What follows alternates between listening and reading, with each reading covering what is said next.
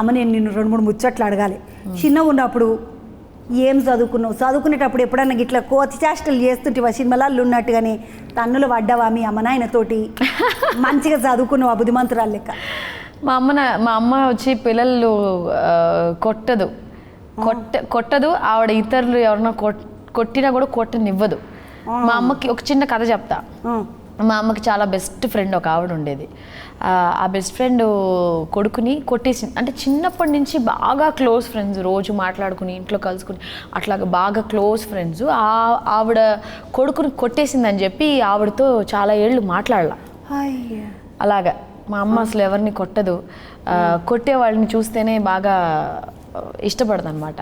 So కొట్టి మాత్రం పెంచలా, చాలా బుజ్జగించి అలాగే పెంచింది. చదువుతుంటివా మంచిగా? మరి చదువుకున్నాను, బీకామ్ చదువుకున్నాను చెన్నైలో ఎత్రాజ్ కాలేజ్ అని. బీకామ్ దాకా చదువుకున్నాను.